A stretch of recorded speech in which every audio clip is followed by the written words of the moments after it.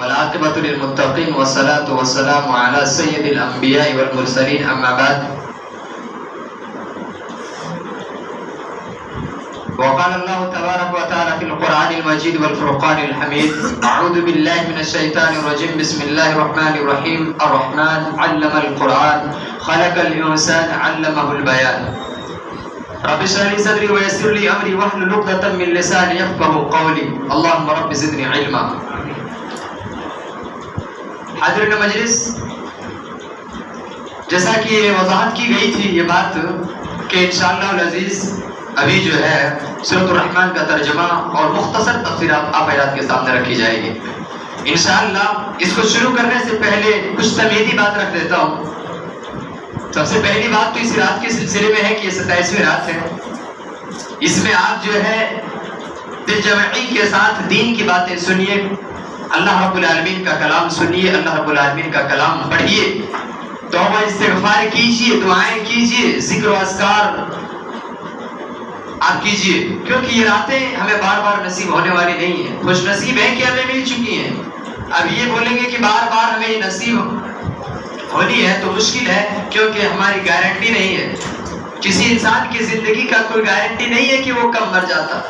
ہو سکتا ہے کہ ہماری زندگی کا یہ آخری رمضان ہوگا اور ہماری زندگی میں آنے والی یہ شب قدر جو ہے، یہ 27ویں رات جو ہے، جو دیگر تاخ راتوں میں سے ایک رات ہے، یہ ہو سکتا ہے کہ ہماری آخری رات ہو. اور اگر ہم ابھی بھی ان راتوں میں اعمال نہ کر سکے تو ہمارے لیے بڑی محرومیت کی بات ہے، جس کے سلسلے میں نبی کریم صلی اللہ علیہ وسلم نے اشارہ کرتے ہوئے فرمایا کہ وہ انسان بڑا محروم انسان ہے جن کو یہ رات نہیں ملی. اور اللہ کسی کو محروم نہیں کرتا، وہی انسان محروم ہوتا ہے جو واقعتاً محروم رہنا چاہتا ہو. یعنی اللہ نے کسی ان کو دیا، ان کو دیا، نہیں دیا، ہم جگہ برابر، لیکن ان کو دیا، ان کو نہیں دیا، ایسی بات نہیں.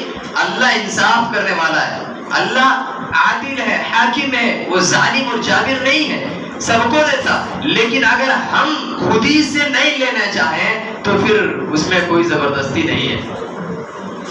تو یہ باتیں ہو گئی اس رات کے سلسلے میں.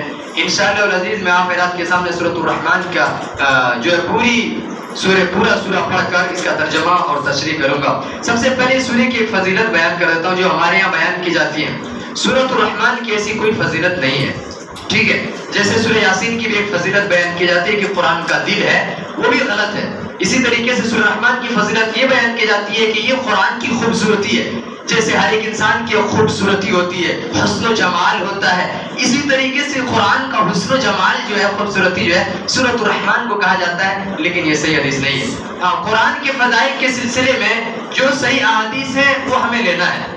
قرآن کی فضیلت کے سلسلے میں احادیث موجود ہے، لیکن ہر ایک سورہ کے سلسلے میں الگ الگ احادیث جوڑیں گے آپ کو نہیں ملیں گے. جیسے سورہ فاتحہ کے سلسلے میں موجود ہے، سورہ بقرہ کے سلسلے میں موجود ہے، سورہ اخلاص کے سلسلے میں موجود ہے، سورۃ الناس اور سورہ فلق جو موعظتین ہیں اس کے سلسلے میں آپ کو مل جائیں گے. تو یہ جو ہے جن سورتوں کی فضیلت احادیث میں وارد ہوئی ہے اور نبی کریم صلی اللہ علیہ وسلم نے بیان کی ہے، ہم ان تمام سورتوں کی فضیلت کو مانتے ہیں اور ہمارا ایمان اور عقیدہ بھی ان سورتوں کی فضیلت کے اوپر ہے. لیکن جن سورتوں کی جو ہے کوئی آپ صلی اللہ علیہ وسلم سے حدیث مروی نہیں ہے، ان سورتوں کی ہم بیجا فضیلت کو اپنے گلے میں ڈال لیں، یہ درست نہیں ہے. سورہ رحمان کی اور ایک فضیلت بیان کی جاتی ہے لوگوں میں، وہ یہ ہے کہ یہ اگر بیماری آ گئی تو اس میں یہ پڑھ کر اگر دم کرتے ہیں تو شفا ملے گی، جبکہ ایسی کوئی آیت کوئی حدیث نہیں ہے. شفا ملنے کے سلسلے میں جو معجزات ہیں اور جو سورہ بقرہ کی شروع کے 5 آیت آخر کے 5 آیت سورہ فاتحہ ہیں، یہ شفا کے لیے جو ہے آپ صلی اللہ علیہ وسلم نے دم کی وغیرہ کے لیے یہ سب پڑھا کرتے تھے اور پڑھنے کے لیے کہا بھی ہے، صحابہ کرام نے عمل بھی کیا. تو اس سورہ کو سورۃ الرحمن کو ہم اس لیے خاص کر لیں کہ جو ہے ہم اس کو پڑھیں گے تو ہمیں شفا ملے گی، تو یہ بھی درست نہیں ہے. سب سے پہلے جو ہے سورۃ الرحمن، یہ سورہ مدنی سورہ ہے اور مکی اور مدنی سورہ کے سلسلے میں ہمیں معلوم ہے جو سورہ ہجرت سے پہلے نازل ہوئے اسے مکی سورہ کہا جاتا ہے، اور جو سورہ ہجرت کے بعد نازل ہوئے نبی کریم صلی اللہ علیہ وسلم کے اوپر اس سورہ کو مدنی سورہ کہا جاتا ہے. بسم اللہ الرحمن الرحیم، شروع کرتا ہوں اللہ کے نام سے جو بہت مہربان نہایت رحم والا ہے. دیکھیے اس بسم اللہ الرحمن الرحیم میں اللہ رب العالمین کی 2 صفت کو بیان کیا گیا ہے، ایک رحمان اور ایک رحیم. یہ اللہ رب العالمین کی 2 صفاتیں ہیں. اسی طریقے سے اس سورے کے جو ابتدا ہوا ہے الرحمن کر کے، اور اسی ابتدا کی آیت کے ذریعے سے اس سورت کا نام سورہ رحمان پڑا. رحمان جو ہے اللہ رب العالمین کی ایک صفت ہے، جیسا کہ نبی کریم صلی اللہ علیہ وسلم نے بیان کیا کہ اللہ رب العالمین کے جو 99 نام ہیں ان ناموں میں سے ایک نام رحمان بھی ہے. رحمان کے معنی ہوتا ہے مہربان، اس کے معنی رحم کرنے والا بھی ہوتا ہے، رحمت کے بھی ہوتے ہیں. تو رحمان کے کئی ایک معنی ہیں.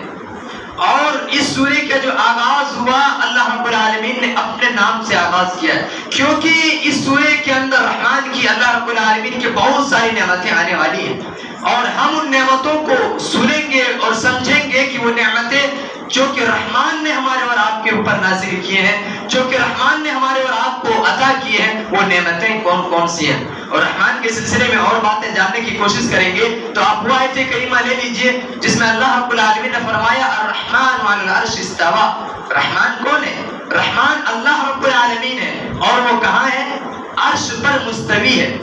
عرش پر مستوی ہے، یعنی اللہ رب العالمین ذات واحد ایک اکیلا ہے جو کہ عرش پر مستوی ہے. لیکن دیکھنے اور سننے کے اعتبار سے اللہ رب العالمین ہر جگہ موجود ہے. اگر کسی سے یہ سوال کرے کہ اللہ کہاں ہے تو ہمارا کیا جواب ہوگا؟ عرش پر ہے. جب اللہ عرش پر ہے تو کیا پھر ہماری اور آپ کو اللہ نہیں دیکھ رہا ہے؟ اگر کوئی جو ہے باہر دور دیش میں رہنے والا ہے، جیسے کہ عرب میں رہنے والا ہو، آسٹریلیا میں رہنے والا ہو، لندن میں رہنے والا ہو، امریکہ میں رہنے والا ہو، کیا اسے اللہ نہیں دیکھ رہا ہے؟ دیکھ رہا ہے؟ زور سے بولیے، ایسا لگ رہا ہے کہ نہیں دیکھ رہا اللہ؟ دیکھ رہا ہے اللہ رب العالمین. تو سنیے، اس کا جواب اس طریقے سے دینا کہ کوئی اگر سوال کرے کہ اللہ کہاں ہے تو جواب ہوگا کہ اللہ عرش پر ہے، لیکن دیکھنے اور سننے کے اعتبار سے ہر جگہ موجود ہے. لوگ ڈائریکٹ کہہ دیتے ہیں اللہ ہر جگہ ہے. کیا کہہ دیتے ہیں؟ اللہ ہر جگہ ہے. اللہ ذات واحد ہے میرے بھائی. اللہ ایک اکیلا ہے، وہ کہیں ایک نہیں ہے کہ بیک وقت یہاں بھی ہو سکتا، وہاں بھی ہو سکتا، وہاں بھی ہو سکتا، وہاں بھی ہو سکتا. ہرگز نہیں ہو سکتا. اپنے بارے میں سوچو، میں ایک اکیلا ہوں، میں یہاں ہوں تو جھارکھنڈ میں نہیں ہوں نا، میں یہاں ہوں تو کہیں مارکیٹ میں نہیں ہوں نا. تو وہی ذات واحد کا مطلب ہے کہ اللہ عرش پر مستوی ہے، لیکن دیکھنے اور سننے کے اعتبار سے اللہ رب العالمین ہر جگہ موجود ہے. دیکھنے اور سننے کے اعتبار سے اللہ رب العالمین ہر جگہ موجود ہے، لیکن ذات واحد اللہ رب العالمین عرش پر مستوی ہے. اسی طریقے سے دوسری جو آیت ہے علم القرآن، قرآن سکھایا. بعض لوگ کہتے ہیں کہ اہل مکہ کے جواب میں یہ آیت نازل ہوئی، جو کہ اہل مکہ نبی کریم صلی اللہ علیہ وسلم جب قرآن کی تلاوت کیا کرتے تھے ان کے سامنے، اہل مکہ کا کہنا یہ ہوتا تھا کہ یہ جو ہے کوئی انسان اسے بتلاتا ہے اور بنا کر اسے سکھاتا ہے اور پڑھتا ہے. تو اللہ رب العالمین نے اسی کے جواب میں یہ آیت نازل کی کہ علم القرآن، کہ اسی نے، پہلے آیت گزر چکی رحمان، یعنی اسی رحمان نے، اسی اللہ نے اسے قرآن سکھایا. اور اس کا ایک دوسرا معنی اور مفہوم یہ ہے کہ اسے اللہ رب العالمین نے، وہی رحمان ہے جنہوں نے قرآن، پہلے گزرے کہ رحمان کون ہے؟ وہی رحمان ہے جنہوں نے قرآن سکھایا اور قرآن کو نازل کیا، اور یہ قرآن جو ہے ہمارے اور آپ کے لیے اسے آسان کر دیا. وہی وہ رحمان ہے جنہوں نے ہمارے اور آپ کے لیے قرآن کو آسان کیا. اسی طریقے سے اس صورت میں اللہ نے اپنی بہت سی نعمتوں کو گنوایا ہے. اللہ رب العالمین نے بہت سی نعمتوں کو گنوایا ہے، چونکہ تعلیم قرآن ان میں قدر و منزلت اور اہمیت و افادیت کے لحاظ سے سب سے نمایاں ہے. تعلیم قرآن کو سیکھنا اللہ رب العالمین کی ایک نعمت ہے ہمارے لیے. ہم کیا سمجھتے ہیں کہ ہم قرآن کو سیکھتے ہیں تو یہ اللہ رب العالمین کی نعمت نہیں ہے، یہ اللہ رب العالمین کی نعمت ہے کہ اللہ رب العالمین نے ہمیں قرآن سیکھنے کی توفیق دیا ہے.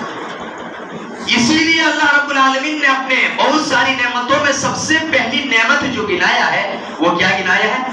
علم القرآن، قرآن کو سکھلانا. اس کے بعد بہت ساری نعمتیں جو ہیں، بہت ساری نعمتیں آ رہی ہیں.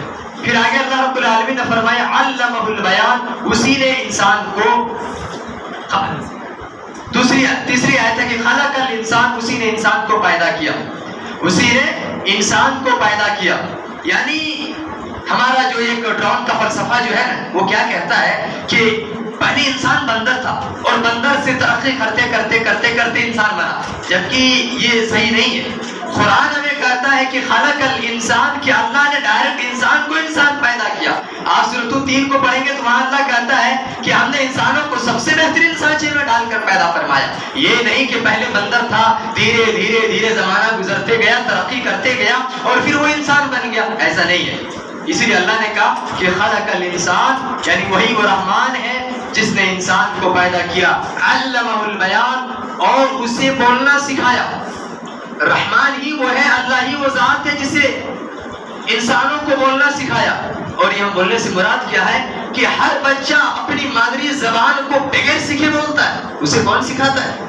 مان لو ہم یہاں کے رہنے والے، ہمیں انگلش نہیں آتا، ہمیں انگلش ہمارے ٹیچر سکھاتے ہیں، ہمارے استاد سکھاتے ہیں، تب ہم انگلش بول پاتے ہیں۔ ہمیں جو ہے ہمارا مادری لینگویج عربی نہیں ہے، ہمیں عربی نہیں آتا، ہمارے استاد جب سکھاتے ہیں جب عربی آتا۔ لیکن یاد رکھو کہ ہمارا مادری زبان جو ہوتا ہے، جیسے ہم یہاں پر رہنے والے ہیں، انڈیا میں رہنے والے ہیں، یہاں کے ہر ایک اسٹیٹ کا الگ الگ لینگویج ہے۔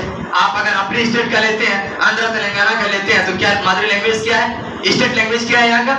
تیلگو ہے۔ ایک چھوٹا بچہ جسے تیلگو سے کچھ واقفیت نہیں ہے، لیکن جب وہ بولنے کی عمر کو پہنچتا ہے، 1.5-2 سال تک پہنچتا ہے، 2.5 سال تک پہنچتا ہے، وہ تیلگو میں کلام کرتا ہے، باتیں تیلگو میں کہتا ہے۔ پھر اسے کون سکھایا تیلگو؟ ایک امریکہ میں رہنے والا بچہ 1.5-2 سال کا ہوتا ہے، جب کلام کرنے کی بات آتی انگلش میں کلام کرتا ہے۔ ہمارے اچھے جو بڑے بڑے لوگ انگلش میں نہیں بات کر سکتے، لیکن وہ بچہ، دودھ پیتا بچہ انگلش میں بات کرتا ہے۔ پھر وہ انگلش ان کو کس نے سکھایا؟ تو یہ مادری زبان جو ہے اللہ رب العالمین کی نعمت ہے کہ اللہ نے ہمیں سکھایا۔ اللہ رب العالمین کیا کہتا ہے کہ علمہ البیان، اسی نے اسے زبان سکھلائی۔ رحمان ہی وہ ذات ہے، اللہ ہی کی وہ ذات ہے جس نے اسے بولنا سکھایا۔ اور یہاں بولنے سے مراد مادری زبان ہے جو ہر ایک انسان کو اللہ رب العالمین سکھاتا ہے، اور یہ بھی ایک نعمت ہے۔ اسی طریقے سے آگے اللہ رب العالمین ارشاد فرماتا ہے الشمس والقمر بحسبان، آفتاب اور مہتاب مقررہ حساب سے ہیں۔ یعنی اللہ رب العالمین ہی نے سورج اور چاند کو پیدا فرمایا، اور یہ اپنے مقررہ حساب میں لگے ہوئے ہیں۔ یعنی اللہ نے اس کو جہاں رکھ دیا ہے، جس منزل پر قائم کر دیا ہے، وہ اس منزل سے آگے نہیں بڑھتے۔ یہ بھی ہمارے لیے ایک نعمت ہے کہ اللہ نے ہماری فائدے کے لیے سورج اور چاند بنائے۔ یہ بھی اللہ رب العالمین کی ایک نعمت ہے ہمارے اور آپ کے لیے۔ اور ذرا سوچئے، اللہ رب العالمین نے کہا کہ بحسبان، یعنی اسے اپنے منزلوں پر رہتا ہے۔ اگر سورج اور چاند اپنے منزل سے نکل جائے تو ہماری زندگی تباہ و برباد ہو جائے گی۔ تو اللہ کی ایک نعمت ہے کہ اللہ رب العالمین نے جہاں پر اسے مقرر، جو منزل میں اسے ٹھہرا کر رکھا ہے، وہ منزل میں وہ مقرر ہے، باہر نہیں، تجاوز نہیں کرتا۔ اسی طریقے سے والنجم والشجر یسجدان، اور ستارے اور درخت دونوں سجدہ کرتے ہیں، یعنی اللہ رب العالمین ہی کی سجدہ کرتے ہیں۔ آپ سورۃ الحج کی آیت نمبر 18 کو اٹھائیں گے تو آپ کو معلوم چلے گا، اللہ کہتا ہے الم تر ان اللہ یسجد له ما فی السماوات وما فی الارض والشمس والقمر والنجوم والجبال والشجر والدواب۔ یہاں پر اللہ رب العالمین نے بہت ساری چیزوں کا تذکرہ فرمایا کہ کیا آپ نے نہیں دیکھا کہ وہ اللہ ہی کی سجدہ کرتے ہیں؟ کون کون؟ آسمان بھی اللہ ہی کی سجدہ کرتے ہیں، زمین بھی اللہ ہی کی سجدہ کرتے ہیں، اسی طریقے سے سورج، چاند، اسی ستارے، پہاڑ، درخت، جانور، تمام کے تمام چیزیں جو ہیں اللہ رب العالمین ہی کا سجدہ کرتے ہیں۔ تو اسی لیے یہاں پر اللہ رب العالمین نے کہا کہ والنجم والشجر یسجدان، اور ستارے اور درخت دونوں اللہ رب العالمین کے سجدہ کرتے ہیں۔ والسماء رفعها ووضع الميزان، اسی نے آسمان کو بلند کیا اور اسی نے ترازو رکھی، یعنی زمین میں انصاف رکھا، جس کا اس نے لوگوں کو حکم بھی دیا۔ یعنی وہی وہ اللہ ہے جس نے آسمان کو ہمارے لیے چھت بنا دیا، بہت بڑی نعمت ہے۔ آسمان جو ہے ہمارے لیے چھت کا کام کر رہا ہے۔ اسی طریقے سے آگے اللہ رب العالمین نے فرمایا ووضع المیزان، اور میزان کو بھی قائم کر دیا تاکہ لوگ انصاف کر سکیں۔ اتنی بڑی نعمت ہے کہ اگر میزان نہیں ہوتی، انصاف کا پیمانہ نہیں ہوتا، لیکن اللہ نے میزان کو قائم کر کے ہمارے لیے انصاف کا پیمانہ دیا ہے۔ پھر آگے اللہ اس کی اور تفسیر کرتا ہے اللہ تطغوا فی المیزان، تاکہ تم تولنے میں تجاوز نہ کرو. اللہ نے جو میزان تمہیں دیا، یہ جو نعمت سے تمہیں اللہ نے نوازا، تاکہ اللہ تطغوا فی المیزان، تاکہ تم میزان میں جو ہے انصاف میں، ناپ تول میں تم کمی نہ کرو، نہ انصافی نہ کرو. یہ میزان کی جو ہے اہمیت ہے اور یہ ہمارے لیے ایک نعمت ہے. پھر آگے اللہ رب العالمین نے فرمایا وَأَقِيمُوا الْوَزْنَ بِالْقِسْطِ وَلَا تُخْسِرُوا الْمِيزَانَ، اور انصاف کے ساتھ وزن کو ٹھیک رکھو اور تول میں کم نہ دو. یہاں بھی اللہ رب العالمین نے اس کی اور وضاحت فرمایا کہ میزان جو قائم کیا گیا تاکہ تم اس سے تولو، اس سے سامانوں کو ناپو، وزن کرو اور وزن کرنے میں کمی نہ کرو. کیونکہ اگر وزن میں کمی کرو گے تو حضرت شعیب علیہ السلام کے قوم کا واقعہ آپ کی آنکھوں کے سامنے ہوگا، گزر چکا ہے واقعہ کہ شعیب علیہ السلام کے قوم جو تباہ و برباد ہوئے، کس بنا پر برباد ہوئے؟ اسی بنا پر برباد ہوئے کہ وہ ناپ تول میں کمی کیا کرتا تھا. ناپ تول میں کمی جو ہے اللہ رب العالمین کو بڑا ناراض کرنے والا عمل ہے، اللہ رب العالمین کے عذاب الہی کو دعوت دینے والا کام ہے. اور آج ہم میں سے اکثر و بیشتر لوگ جو ہے ناپ تول میں بڑی کمی کرتے ہیں. ناپ تول میں اکثر و بیشتر لوگ کمی کرتے ہیں، چاہے وہ کم ناپ رہے ہو یا زیادہ ناپ رہے ہو، کم وزن کر رہے ہو یا زیادہ وزن کر رہے ہو. ہمارے یہاں ناپ تول میں بڑا کمی ہوتا ہے. یاد رکھنا قرآن کی تعلیمات ہمیں اس طرف لے جاتا ہے کہ ناپ تول میں کبھی بھی ہرگز نہیں کرنا.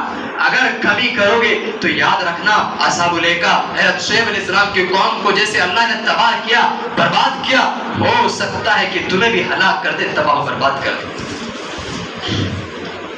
آگے اللہ رب العالمین نے فرمایا وَالْأَرْضَ وَضَعَهَا لِلْأَنَامِ، اور اسی نے مخلوق کے لیے زمین بچھا دی. اور یہ بھی ایک نعمت ہے کہ اللہ رب العالمین نے زمین کو ہمارے لیے ہموار کر دیا.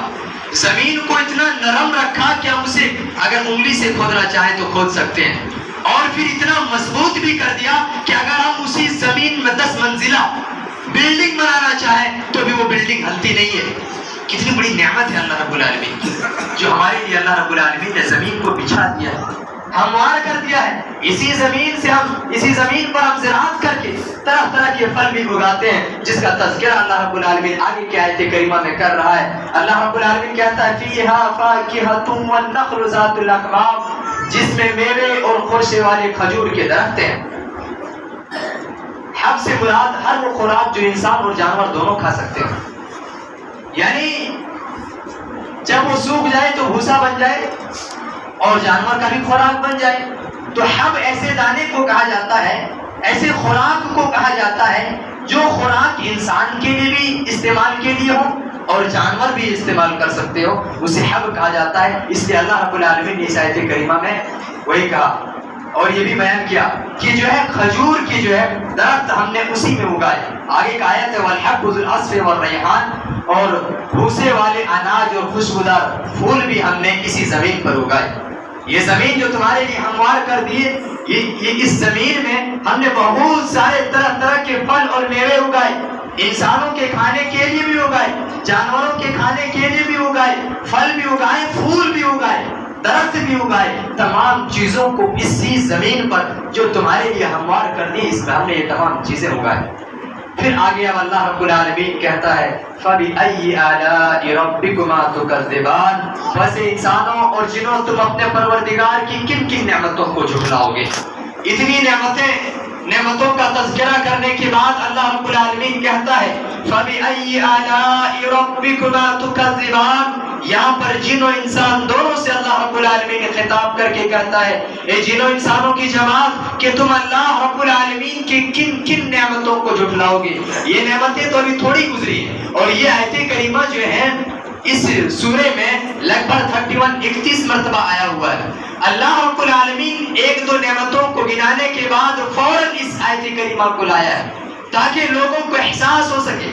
اس تکرار کے ذریعے سے اللہ رب العالمین لوگوں کے دلوں میں یہ بات پیدا کرنا چاہتا ہے کہ جیسا کہ کوئی شخص یہ تکرار کر کے کہنا چاہتا ہے جیسے کہ کسی انسان نے ہمارے اوپر بہت زیادہ احسان کیا ہو اور اس احسان کو ہم نے فراموش کر دیا، تو انسان کیا کہتا ہے جب وہ کہتا ہے کہ تیرا فلاں کام ہم نے نہیں کیا تھا، کیا تو اس بات سے انکار کرتا ہے؟ یعنی ہم بہت زیادہ کسی پر احسان کر دیتے ہیں اور وہ میرے ایک احسان کو بھی نہیں مانتا تب ہم کہتے ہیں کہ میں تیرا یہ کام نہیں کیا تھا، کیا تو اس بات سے انکار کرتا ہے؟ میں نے تیرا فلاں کام نہیں کیا تھا، میں نے تجھے فلاں چیز نہیں دیا تھا، میں نے تجھے فلاں وقت مدد نہیں کیا تھا، کیا تم ان باتوں سے انکار کرتے ہو؟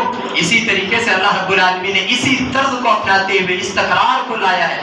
اللہ رب العالمین اپنے نعمتوں کو گنا کر فوراً یہ بات کہا ہے کہ کیا تم میری ان نعمتوں کا انکار کرتے ہو؟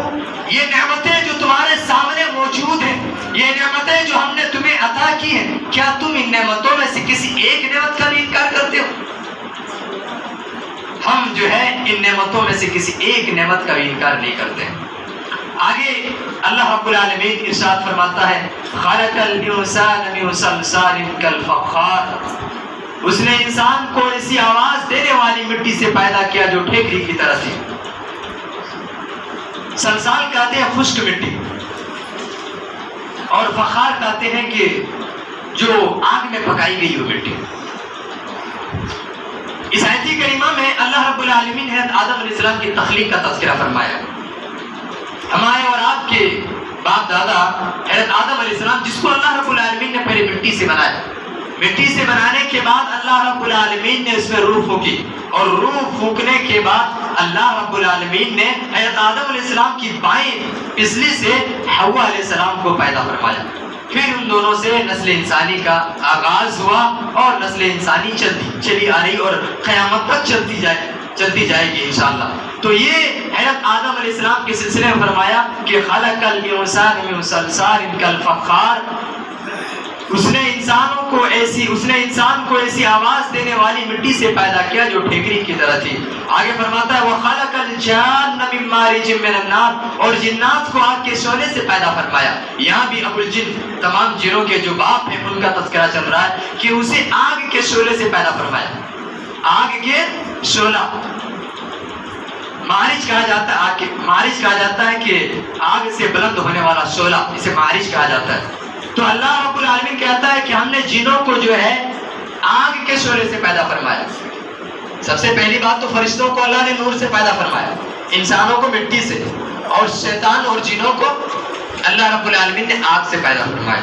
پھر آگے اللہ رب العالمین اسی بات کو دہرا رہا ہے کہ فَبِأَيِّ آلَاءِ رَبِّكُمَا تُكَذِّبَانِ، بس تم اپنے رب کی کس کس نعمتوں کو جھٹلاؤ گے؟ یعنی یہ تمہاری پیدائش اور تم سے مزید نسلوں کی تخلیق اور افزائش، یہ بھی اللہ رب العالمین کی طرف سے نعمت ہے۔ کیا تم اس نعمت کا انکار کرتے ہو؟ تمہاری اس دنیا میں آنا اور تمہارا وجود بھی اللہ رب العالمین کی ایک نعمت ہے۔ کیا تم اللہ رب العالمین کی اس نعمت کی تکذیب کرتے ہو؟ نہیں، ہم اس کی تکذیب جو ہے نہیں کر سکتے۔ آگے اللہ رب العالمین فرماتا ہے کہ رب المشرقین و رب المغربین، وہی رب ہے دونوں مشرقوں اور دونوں مغربوں کا۔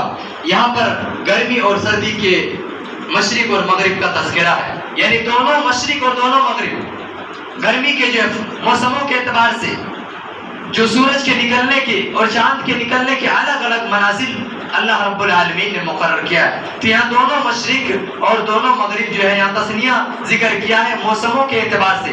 مشرق اور مغرب کا مختلف ہونا، اس سے بھی انسان اور جن کی بھی بہت سی مصلحتیں ہیں، اس لیے اسے بھی اللہ رب العالمین نے ایک نعمت قرار دیا ہے، اسے بھی اللہ رب العالمین نے ایک نعمت قرار دیا۔ پھر آگے فرمایا فَبِأَيِّ آلَاءِ رَبِّكُمَا تُكَذِّبَانِ، تو اے جنوں انسانوں کی جماعت، تم اپنے پروردگار کی کس کس نعمتوں کو جھٹلاؤ گے؟ مَرَجَ الْبَحْرَيْنِ يَلْتَقِيَانِ، مَرَجَ الْبَحْرَيْنِ يَلْتَقِيَانِ، اس نے دریا جاری کر دیے جو ایک دوسرے سے ملتے ہیں۔ بینہما برزخ لا یبغیان، اور ان دونوں میں ایک آڑ ہے جو اس سے بڑھتے نہیں ہیں۔ یہاں پر دیکھیے اللہ رب العالمین نے دو دریا کے سلسلے میں فرمایا کہ مرج البحرین یلتقیان، کہ اللہ رب العالمین نے دو دریا جاری کر دیے جو ایک ہی ساتھ چلتے ہیں۔ بینہما برزخ لا یبغیان، لیکن وہ جو ہے ایک ہی ساتھ مل کے چلتے ہیں لیکن آپس میں خلط نہیں ہوتے۔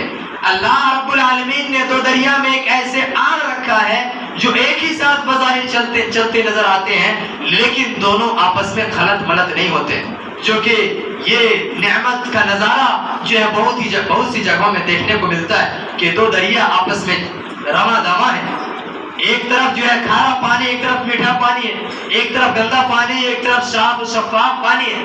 بہت سے آپ کو دیکھنے کو، بہت سی جگہوں میں آپ کو یہ دیکھنے کو مل جائیں گے. تو وہی وہ رحمان ہے جنہوں نے ایسے کارنامے کیے ہیں کہ دو دریا ایک ہی ساتھ جاری کر دیا، ملے ہوئے دریا چل رہے ہیں، لیکن وہ دو پانی جو چل رہے ہیں وہ پانی آپس میں خلط ملط نہیں ہو رہے ہیں. وہ اللہ رب العالمین نے ایک برزخ کہا جاتا ہے، ایک آڑ کو، جیسے کہ مرنے کے بعد برزخ کی زندگی شروع ہوتی ہے، ہماری مرنے کے بعد برزخ کی زندگی شروع ہوتی ہے، وہ ہماری نظروں سے اوجھل اور آڑ ہوتی ہے، ہم نہیں دیکھ سکتے ہیں. ہم جو ہے اس کی جو ہے عذاب کی شکلیں، عذاب جو ہوتا ہے ان کی آوازیں نہیں سن سکتے، وہ برزخ ہے، آڑ ہے. اسی طریقے سے اللہ ان دونوں دریاؤں کے درمیان، ان چلنے والے پانیوں کے درمیان آڑ رکھا ہے. پھر آگے فرمایا فَبِأَيِّ آلَاءِ رَبِّكُمَا تُكَذِّبَانِ، تو تم اللہ رب العالمین کی کن کن نعمتوں کو جھٹلاؤ گے. یخرج منہم اللؤلؤ والمرجان، اور ان دونوں سے موتی اور مونگے برآمد ہوتے ہیں. یہاں پر جو ہے دریائی کا تذکرہ ہے کہ وہ جو دریا اللہ رب العالمین جاری کر دیے ہیں، ان دریاؤں سے موتی اور مونگے، ہیرے اور جواہرات برآمد ہوتے ہیں. اور یہ بھی ہمارے لیے ایک نعمت ہے کہ اس میں جو وہ برآمد ہوتے ہیں، اور وہ ہمارے لیے زیب و زینت کا جو ہے، زینت کی چیز ہے، ہم اس کے ذریعے سے زینت اختیار کرتے ہیں. ہمارے لیے اللہ رب العالمین نے وہ زیب و زینت بنا دیا. پھر آگے اللہ رب العالمین فرماتا ہے فَبِأَيِّ آلَاءِ رَبِّكُمَا تُكَذِّبَانِ، تو پھر تم اپنے رب کی کن کن نعمتوں کو جھٹلاؤ گے. وَلَوِ الْجَوَارِ الْمُنشَآتُ فِي الْبَحْرِ كَالْأَعْلَامِ، اور اللہ ہی کی ملکیت میں وہ جہاز جو سمندروں میں پہاڑ کی طرح کھڑے ہیں، چل رہے ہیں. یعنی اللہ رب العالمین ہی کے اذن سے سمندروں میں بڑے بڑے پہاڑوں کی طرح جو جہاز، بحری جہاز جو چلتے ہیں، بحری شپ جو چلتے ہیں، وہ اللہ رب العالمین ہی کی وجہ سے، اللہ رب العالمین ہی کی اذن سے چلتے ہیں. اس کو اللہ رب العالمین ہی نے ویسے قائم رکھا. اور یہ بھی ہمارے لیے ایک بڑی نعمت ہے کہ سامانوں کو ادھر سے ادھر ٹرانسپورٹ کرنے میں، ادھر سے ادھر لے جانے میں اللہ رب العالمین نے ہمارے لیے آسانی فراہم کر دی. اور یہ بھی ایک نعمت ہے جو اللہ رب العالمین نے ہمیں عطا کیا ہے. فَبِأَيِّ آلَاءِ رَبِّكُمَا تُكَذِّبَانِ، پس اے جن و انسان تم اپنے رب کی کون کون سی نعمتوں کو جھٹلاؤ گے. کل من علیہا فان، زمین پر جو ہے سب کے سب فنا ہونے والے ہیں. وَيَبْقَى وَجْهُ رَبِّكَ ذُو الْجَلَالِ وَالْإِكْرَامِ، اور صرف تیرے رب کی ذات پر، ذات جو عظمت اور عزت والی ہے، باقی رہ جائے گی. فَبِأَيِّ آلَاءِ رَبِّكُمَا تُكَذِّبَانِ، پھر تم اپنے رب کی کس کس نعمتوں کو جھٹلاتے ہو. یہاں پر دیکھیے اللہ رب العالمین نے فرمایا کہ کل من علیہا فان، یہ دنیا کی تمام چیزیں فنا ہو جانے والی. فنائے دنیا کے بعد جزا و سزا یعنی عدل کا اہتمام ہوگا. لہذا یہ بھی ہمارے لیے ایک نعمت عظمیٰ ہے جس پر شکر الہی واجب ہے. یعنی یہ دنیا فنا اللہ اس لیے کرے گا، یہاں جو ظلم کر رہا ہے اس ظلم کا بدلہ اللہ رب العالمین اسے عطا کرے گا. جو یہاں ظالم ہے، جو ظلم سہ رہا ہے، اگر اللہ دنیا کو فنا نہ کرتا، جزا و سزا قائم نہ کرتا، تو جس انسان کو اس دنیا کے اندر ظلم ہوا ہے، جو انسان اس دنیا کے اندر پریشانی کے عالم میں زندگی گزارا ہے، پھر وہ عیش و عشرت کی زندگی، وہ خوشحالی کی زندگی کہاں گزار سکتا؟ وہ خوشحالی کی زندگی اسے نہیں مل سکتی تھی. اسی لیے اللہ رب العالمین نے فرمایا کہ دنیا یہ ہلاک ہونے والی ہے، دنیا فنا ہونے والی ہے، اور ذات واحد صرف اللہ رب العالمین کی جو باقی رہنے والی ہے، جو ذو الجلال والاکرام ہے، جو ابد سے ہے، جو ازل سے ہے اور ابد تک رہے گا، ہمیشہ باقی رہے گا. آگے اللہ رب العالمین فرماتا ہے کہ يسأله ما في السماوات والأرض كل يوم هو في شأن. اس آیت کریمہ میں ذرا غور کیجئے، تقدیر کا بھی مسئلہ جو میں نے بیان کیا تھا پرسوں، کہ ہر روز ایک شان میں ہے. اللہ رب العالمین ہر روز ایک شان میں ہے. سب آسمان و زمین والے اسی سے مانگتے ہیں، اور اللہ ہر روز ایک شان میں، ایک فیصلے اور ایک کام میں ہے. پھر تم اپنے فَبِأَيِّ آلَاءِ رَبِّكُمَا تُكَذِّبَانِ، پھر تم اپنے رب کی کون کون سی نعمتوں کو جھٹلاؤ گے. یہاں پر دیکھیے اللہ رب العالمین جو ہے ہر ایک دن کام میں مشغول ہے، اور اللہ رب العالمین کو نہ اونگ آتی ہے نہ نیند آتی ہے. جیسے کہ ہم آیت الکرسی میں ہمیشہ یہ تلاوت کرتے ہیں، هو الحی القیوم لا تأخذه سنة ولا نوم. اس کا کیا ترجمہ ہے؟ یعنی وہ زندہ ہے، وہ شروع سے آخر تک رہے گا، وہ کبھی فنا نہیں ہوگا. اور جسے نہ اونگ آتی ہے نہ نیند آتی ہے، اللہ رب العالمین کو کبھی نیند نہیں آتی اور اونگ تک نہیں آتی. اور اللہ رب العالمین ہر روز جو ہے لوگوں کے فیصلے کرنے میں لگے ہوئے ہیں. کل یوم ہوا فی شأن، کہ اللہ رب العالمین ہر روز انسانوں کے فیصلے میں ایک کام میں مشغول ہے. اور ہر ایک انسان یسأل ما فی السماوات والارض، آسمان اور زمین میں جتنے ساری چیزیں ہیں تمام کے تمام چیزیں اللہ رب العالمین ہی سے مانگتے ہیں. اللہ رب العالمین کے علاوہ ہمیں کوئی اور نہیں دے سکتا. اللہ رب العالمین کے علاوہ ہمیں کوئی اور کچھ عطا نہیں کر سکتا.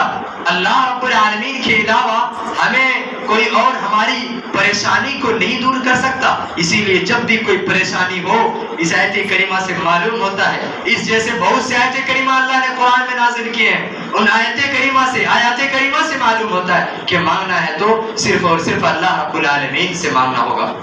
آگے اللہ رب العالمین فرمایا سَنَفْرُغُ لَكُمْ أَيُّهَا الثَّقَلَانِ،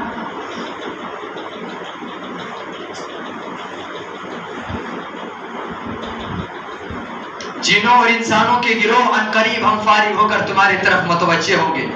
مطلب یہاں یہ ہے کہ اللہ رب العالمین تحدیدی طور پر یہ کہہ رہا ہے کہ ابھی اللہ رب العالمین جو ہے تقدیروں کو لکھنے میں اور جو تقدیر کر دیا فرشتوں کے ذریعے سے اس کو نافذ کرنے میں ہے. یہاں پر اللہ نے کہا کہ ان قریب ہم جو ہے فارغ ہو کر تمہاری طرف متوجہ ہونے والے ہیں. اس سے مراد قیامت کے دن ہے کہ اللہ رب العالمین جو ہے تمام چیزوں کو چھوڑ کر ہماری طرف متوجہ ہو جائے گا. ابھی بھی متوجہ ہے لیکن تمام چیزیں ابھی چل رہی ہیں، دنیا قائم و دائم میں چل رہی ہے. ان قریب جو ہے سنفرغ لکم ایھا الثقلان، کہ یہاں پر ثقلان سے مراد جن اور انس سے مراد ہے، کیونکہ یہ جن اور انس ایک واحد، یہ دو واحد مخلوق ہیں جن کے اوپر جو ہے شریعت ہے اور جن کو اللہ رب العالمین کی عبادت کرنی ہے. اور اگر نیک عمل کرا تو اچھا، برا عمل کرا تو اس کو جزا و سزا ملنے والا ہے. تو ان قریب اللہ رب العالمین ہماری طرف متوجہ ہوگا اور متوجہ ہو کر جو ہے ہماری جو ہے جزا و سزا فیصلہ جو ہے آخرت کا جو فیصلہ ہے وہ کر دے گا. پھر آگے اللہ رب العالمین نے فرمایا فَبِأَيِّ آلَاءِ رَبِّكُمَا تُكَذِّبَانِ، پھر تم اپنے پروردگار کی کون کون سی نعمتوں کو جھٹلاؤ گے. یا معشر الجن والانس ان استطعتم ان تنفذوا من اقطار السماوات والارض فانفذوا لا تنفذون الا بسلطان. اے گروہ جنات و انسان، اگر تم میں آسمان اور زمینوں کے کناروں سے باہر نکل جانے کی قوت ہے تو نکل بھاگو، بغیر غلبہ اور طاقت کے تم نہیں نکل سکتے.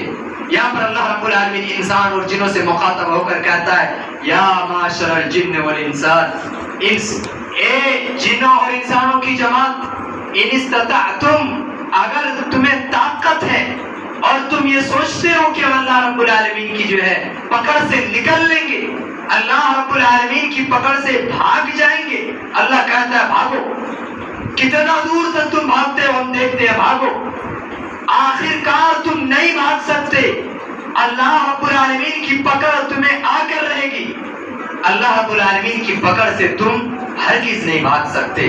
تم بھاگنے کی کوشش کر لو، آسمان و زمین کے کسی بھی کونے میں چلے جاؤ، لیکن پھر بھی اللہ رب العالمین کی پکڑ تمہارے پاس آ جائے گی.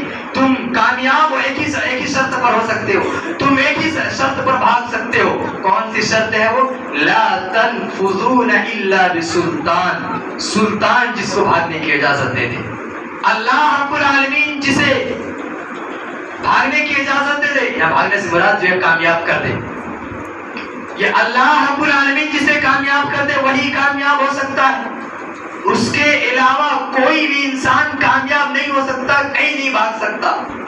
پھر آگے اللہ رب العالمین تکرار کرتا ہے فَبِأَيِّ آلَاءِ رَبِّكُمَا تُكَذِّبَانِ، پھر تم اپنے رب کی کون سی نعمتوں کو جھٹلاؤ گے. يُرْسَلُ عَلَيْكُمْ شُرَاظٌ مِّن نَّارٍ وَنُحَاسٌ فَلَا تَنتَصِرَانِ، تم پر آگ کے شعلے اور دھواں چھوڑا جائے گا، پھر تم مقابلہ نہ کر سکو گے. یہاں پر اللہ نے کہا یعنی عذاب الہی کو ٹالنے کی تم پر قدرت نہیں ہوگی. جب اللہ رب العالمین تمہارے اوپر آگ کے شعلے، برسانے شروع کر دیں گے، یا پھر اللہ رب العالمین تمہیں کسی عذاب سے دوچار کرنا شروع کر دیں گے۔ اللہ رب العالمین اگر تمہیں کسی پریشانی میں مبتلا کر دیں گے تو اللہ رب العالمین کے ذات کے علاوہ وہ پریشانی کوئی دور نہیں کر سکتا، اس پریشانی سے ہم کہیں نہیں بھاگ سکتے۔ اور آج ہمارے اوپر اللہ کی بہت ساری پریشانیاں آئی ہوئی ہیں، ہم کہیں بھاگ پا رہے ہیں؟ بہت ساری پریشانیاں ہمارے اوپر گری ہوئی ہیں جو اللہ رب العالمین نے ہماری کرتوتوں کی وجہ سے ڈال دیا، ہمارے اعمال کی وجہ سے ڈال دیا۔ کیا ہم کہیں بھاگ کے جا پا رہے ہیں؟ ہمارے ملک میں بہت ساری پریشانیاں ہمارے اوپر ہے، کیا ہم یہاں سے جا سکتے ہیں کہ نہیں؟ ہم وہی اللہ رب العالمین نے کہا کہ مقابلہ نہیں کر سکو گے، جب اللہ پریشانیاں ڈالنا شروع کر دے گا مقابلہ نہیں کر سکو گے، بھاگ نہیں سکو گے۔ ہاں اللہ جس کو اجازت دے دے، اللہ جس کو کامیاب کر دے۔ پھر آگے اللہ رب العالمین نے فرمایا فَبِأَيِّ آلَاءِ رَبِّكُمَا تُكَذِّبَانِ، پھر اپنے رب کی نعمتوں میں سے کس کس نعمتوں کو جھٹلاؤ گے؟ اے جن و انسان، اللہ رب العالمین نے یہ جو نعمتیں تمہیں دے رکھی ہیں، یہ مہلت جو ملی ہوئی ہے، یہ جو خوشی کے ایام ہمیں ملی ہوئی ہے، یہ اللہ رب العالمین کی ایک نعمت ہے جو ملی ہوئی ہے، اللہ رب العالمین کی ایک نعمت ہے۔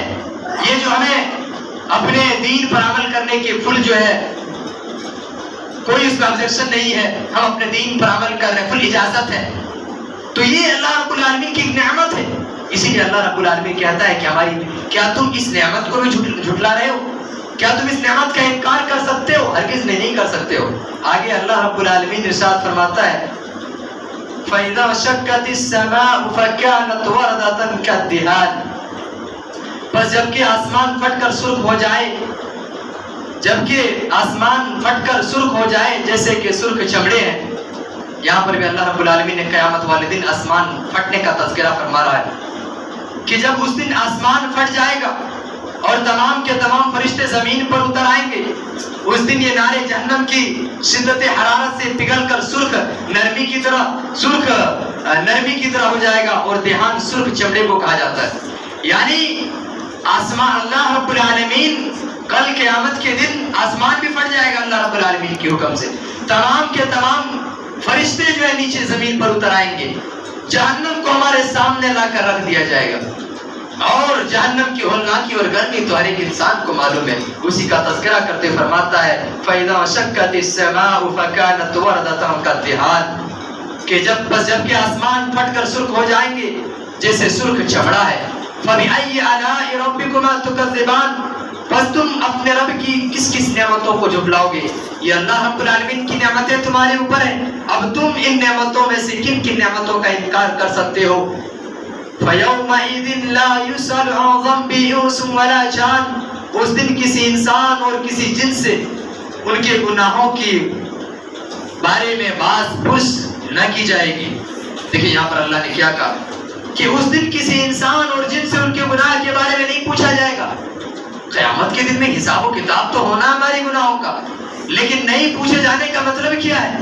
یعنی ہماری زبان کیونکہ بہت ہی زیادہ بولنے والی ہے، جہاں نہیں بولنے کا وہاں بھی بولتے، جو بات نہیں بتانے کا وہ بھی بات بتاتے، تو یہ زبان جو ہے کل قیامت کے دن جو ہے مہر لگا دیا جائے گا، اسٹمپ لگ جائے گا اس زبان پر۔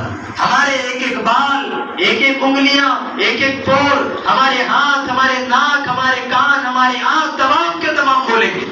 ہماری زبان سے بات پوچھ نہیں کی جائے گی، ہماری زبان سے یہ بات نہیں پوچھی جائے گی کہ فلاں بندے بتاؤ تم نے غلطی کیا نہیں۔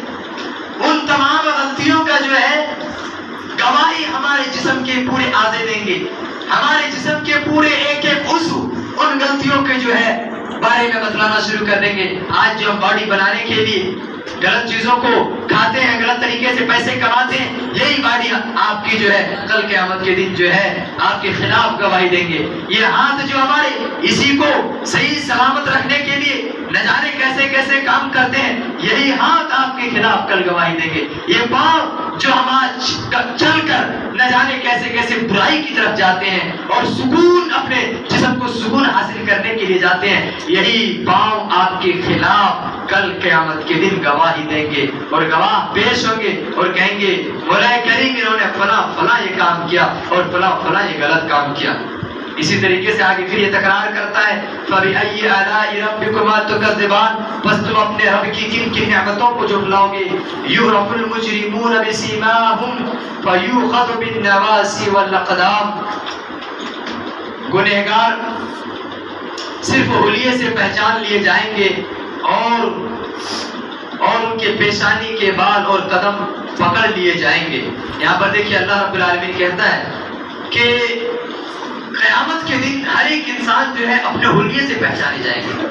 نبی کریم صلی اللہ علیہ وسلم کی امتی ہونے کی بنا پر ہماری ایک صفت جو قیامت کے دن پہچانی جائے گی وہ کیا نبی کریم صلی اللہ علیہ وسلم نے بتلایا ہے کہ تم زیادہ سے زیادہ وضو کرو، تمہاری وضو کے آثار چمکیں گے، اور جس بنا پر میں پہچان لوں گا میدان محشر میں کہ میری امتی ہے۔ اسی طریقے سے اللہ اس آیت کریمہ میں فرماتا ہے کہ یعرف المجرمون بسیماہم، کہ گنہگار جو ہے اپنے حلیے سے ہی پہچان لیے جائیں گے کہ یہ فلاں بندہ جو ہے گنہگار ہے، فلاں گناہ کام کیا ہے۔ اور فیؤخذ بالنواصی والاقدام، اور پھر انہیں جہنم میں بالوں کو پکڑ کر گھسیٹتے ہوئے لے جا کر ڈال دیا جائے گا، اور پاؤں کو پکڑ کر، یا پھر ایک دونوں اس کا ترجمہ ایسا کر سکتے ہیں کہ بال اور پاؤں کو پکڑ کر ایسے اٹھا کر جا کر جہنم میں پھینک دیا جائے گا۔ ایک تو ترجمہ اور تشریح یہ ہے کہ بالوں کو پکڑ کر فرشتے گھسیٹ کر لے جائیں گے اسے اور جہنم میں پھینک دیں گے مجرموں کو، اور ایک ہے کہ پاؤں کو پکڑ کر گھسیٹ کر لے جائیں گے اور جہنم میں پھینک دیں گے۔ اور ایک دوسری تشریح یہ ہے کہ فرشتے اللہ کے حکم سے پاؤں کو اوپر کر کے سر کو نیچے کر کے کیا کہیں گے، فرشتے ایک ساتھ پاؤں کو اور سر کے بال کو پکڑ کر لے جا کر جہنم میں پھینک دیں گے۔ تو یہی بات اللہ رب العالمین نے اس آیت کریمہ میں فرمایا ہے۔ پھر آگے اللہ رب العالمین فرمایا فَبِأَيِّ آلَاءِ رَبِّكُمَا تُكَذِّبَانِ، بس تم اپنے رب کی کون کون سی نعمتوں کو جھٹلاؤ گے۔ هَذِهِ جَهَنَّمُ الَّتِي يُكَذِّبُ بِهَا الْمُجْرِمُونَ، یہ ہے وہ جہنم جسے مجرم جھوٹا جانتے تھے۔ جہنم کو میدان محشر میں سامنے لا کر رکھ دیا جائے گا۔ آج جو جہنم کے انکار کرنے والے ہیں، کل قیامت کے دن وہ اپنے آنکھوں سے دیکھ لیں گے، اور اللہ رب العالمین کہے گا هَذِهِ جَهَنَّمُ الَّتِي، یہی وہ جہنم ہے يُكَذِّبُ بِهَا الْمُجْرِمُونَ، جس کا تکذیب، جس کا انکار مجرم لوگ کیا کرتے تھے، گنہگار لوگ کیا کرتے تھے کہ جہنم کوئی چیز نہیں ہے، ہم عمل کریں یا نہ کریں کچھ بھی پرواہ نہیں، ہمیں جو ہے کوئی عذاب اور سزا سے دوچار نہیں ہونے والی ہے۔ ایسے لوگوں کے لیے یہ آیت کریمہ ذرا غور کر کے اسے پڑھیں، اور ایک بار نہیں کئی بار پڑھیں، تاکہ آپ کو معلوم چلے گا کہ اللہ اشارے کرتے ہوئے کہے گا میدان محشر میں جہنم کو کھینچ کر لایا جائے گا، اور اشارے کرتے ہوئے کہے گا کہ یہی وہ جہنم ہے جس کا جو ہے لوگ انکار کیا کرتے تھے۔ آگے اللہ رب العالمین فرماتا ہے یطوفون بینہا و بین حمیم آن، اور اس کے اور کھولتے ہوئے گرم پانی ہوں گے، اور ان کے درمیان وہ چکر کھائیں گے۔ جہنمیوں کا تذکرہ چل رہا ہے، یعنی جب اسے جہنم میں ڈال دیا جائے گا تو اسے ایک تو جہنم کی جو پانی ہے جسے ماء حمیم کہا جاتا ہے، بہت ہی گرم پانی ہے، جو پینے کے لیے اگر دیا جائے تو اگر منہ میں لیا جائے تو لیں گے تو پورا کا پورا اتڑی نیچے زمین پر گر پڑے گی۔ وہ اس طریقے سے چہرے تک لے جایا جائے تو چہرہ جل کر بھون جائے گا، جس طریقے سے ہم کوئی چیز فرائی کرتے ہیں ویسے فرائی ہو جائے گا، اتنا گرم ہوگا۔ وہی اللہ رب العالمین جہنم کے بعد سلسلے بیان کرتے ہوئے فرما رہا ہے کہ یطوفون بینہا و بین حمیم آن، کہ جن کو جہنم میں ڈالے گا وہ اس کھولتے ہوئے پانی کے درمیان چکر کاٹیں گے، طواف لگائیں گے، اور وہ اس میں اسے کھانے کے لیے وہیں سے دیا جائے گا، پینے کے لیے بھی وہیں سے دیا جائے گا۔ پھر آگے اللہ کہتا ہے فَبِأَيِّ آلَاءِ رَبِّكُمَا تُكَذِّبَانِ، بس تم اپنے رب کی کون کون سی نعمتوں کو جھٹلاؤ گے۔ یعنی جہنم و جنت کا تذکرہ، جہنم کی آگ کا تذکرہ کر کے اللہ رب العالمین اپنے نعمت کو یاد دلا رہا ہے کہ تم اس دنیا میں رب کی نعمت کو سمجھو۔ جہنم بھی اللہ رب العالمین نے پیدا کیا، جنت کو بھی پیدا کیا۔ اگر تم یہاں اللہ کی نعمت کو نہیں سمجھو گے تو یاد رکھنا اللہ رب العالمین تجھے جہنم میں ڈالے گا، اور جہنم جو ہے اس کا کیا ہولناک ہے۔ آپ دوسری آیت کریمہ کے ذریعے سے اس کے سلسلے میں آپ سنے ہوں گے اور سن بھی سکتے ہیں بعد میں۔ یہاں پر وہی اللہ رب العالمین نے کہا کہ یہ بھی اللہ رب العالمین کی طرف سے ایک نعمت ہے کہ جو اللہ رب العالمین نے جنت و جہنم کو بنایا ہے۔ دنیا میں پریشانی پانے والے جنت میں آرام کریں گے، دنیا میں چین و سکون پانے والے، آیتوں کا انکار کرنے والے، حدیثوں کے انکار کرنے والے، اللہ رب العالمین کی خلاف ورزی کرنے والے، ان کے لیے جو ہے آخرت میں جنتان اور جو شخص اپنے رب کے سامنے کھڑے ہونے سے ڈرا اس کے لیے دو باغیں ہیں، دو جنتیں۔ جو شخص اللہ رب العالمین، مطلب یہ ہے کہ وہ ایسا عمل کرے کہ ہمیشہ اسے خوف ہو کہ ہم غلط عمل کریں گے تو رب کے بارگاہ میں پوچھے جائیں گے۔ اللہ کے سامنے کھڑے ہونے کا مطلب کیا ہے؟ مطلب یہ ہے کہ ہم نیک اعمال کریں اور غلط عمل کرتے ہی ہمارے ذہن میں یہ بات آ جائے کہ اللہ رب العالمین ہمارے اس عمل کے بارے میں پوچھیں گے، ہم میدان محشر میں اللہ رب العالمین کے سامنے کھڑے ہوں گے، اور وہاں ہمیں کھڑے ہونا ہے اس لیے ہم ڈر رہے ہیں کہ کہیں ہمارے پاس کچھ ایسا عمل نہ ہو جس پہ نام پر رب کے سامنے کھڑے ہونے میں جو ہے ہمارے لیے پریشانی ہو جائے۔ تو اس کے لیے دو جنتیں ہیں، جیسے کہ حدیث میں ہے کہ 2 باغ چاندی کے ہیں جس میں پورے کے پورے برتن وغیرہ سب کچھ چاندی کے ہیں، اسی طریقے سے 2 باغ سونے کے ہیں جس میں پورے کے پورے برتنیں جو ہیں سونے کے ہیں، جو کہ صحیح بخاری کی روایت ہے۔ تو یہاں پر جو ہے کہ جو شخص اللہ رب العالمین کے سامنے کھڑے ہونے سے ڈرتا ہے، وَلِمَنْ خَافَ مَقَامَ رَبِّهِ جَنَّتَانِ، اور جو شخص اللہ رب العالمین کے سامنے کھڑے ہونے سے ڈرتا ہے اس کے لیے جو ہے 2 باغیں ہیں، 2 جنتیں، اور جنت کے معنی باغ ہوتا ہے، ٹھیک ہے۔ جنت تو اللہ رب العالمین نے بنایا، اس کے درجات ہیں، تو یہاں 2 باغیں ہیں جیسے کہ نبی کریم صلی اللہ علیہ وسلم کی حدیث سے اس کی تشریح معلوم ہوتی ہے۔ آگے اللہ رب العالمین کہتا ہے فَبِأَيِّ آلَاءِ رَبِّكُمَا تُكَذِّبَانِ، بس تم اللہ رب العالمین کی کون سی نعمتوں کو جھٹلاتے ہو؟ اللہ رب العالمین نے جنت بھی بنایا اور یہ تمہارے لیے ایک نعمت ہے کہ اللہ نے بنایا ہے جنت کو، پھر کیا تم اس نعمت کا انکار کرتے ہو؟ آگے پھر اللہ کہتا ہے ذواتا افنان،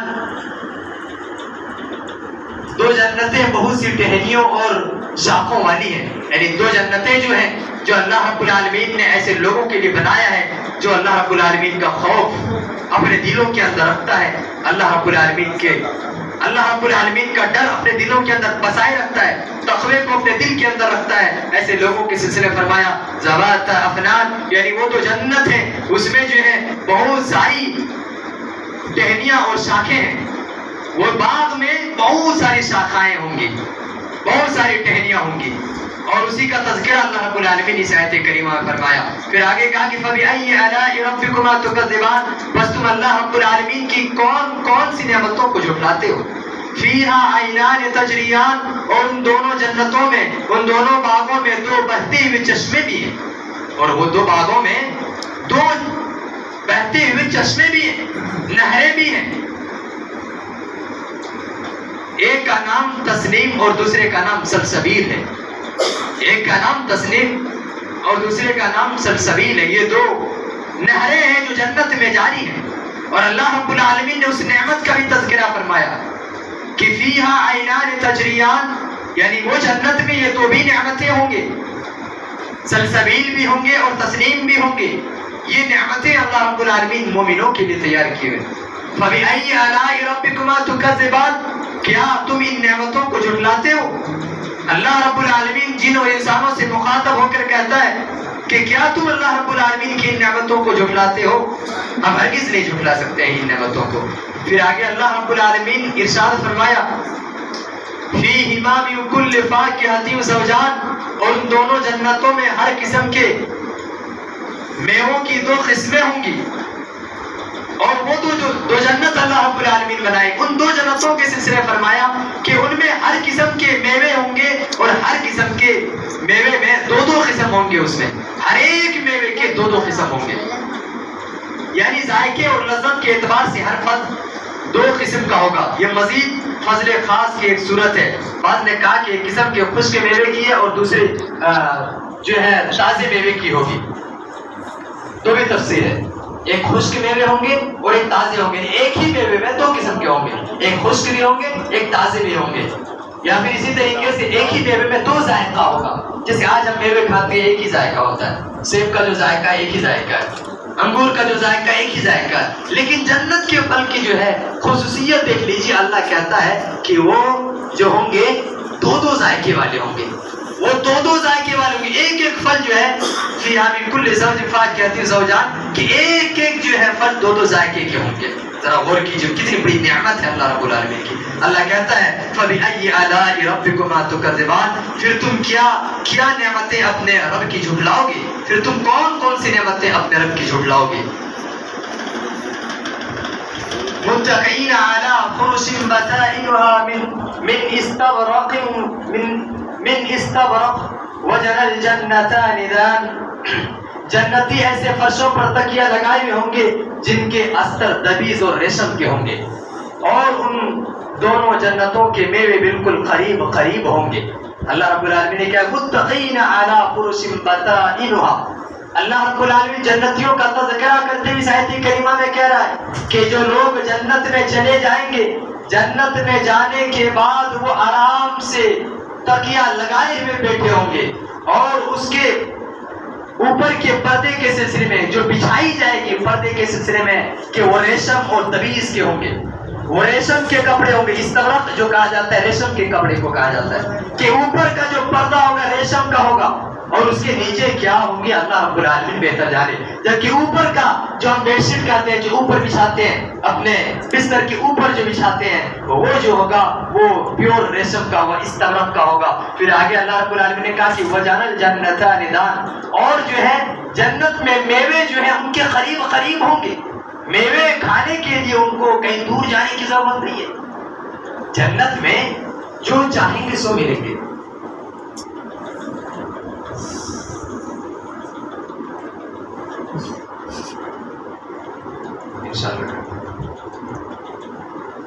تو دور کہیں جانا نہیں ہوگا ان کو, پھل جو ہے ان کے سامنے لٹک رہے ہوں گے, وہ جو چاہے گا جیسے چاہے گا بیٹھے بیٹھے کھا سکتا ہے, لیٹے کھا سکتا ہے, ٹہلتے کھا سکتا ہے, چلتے پھرتے کھا سکتا ہے.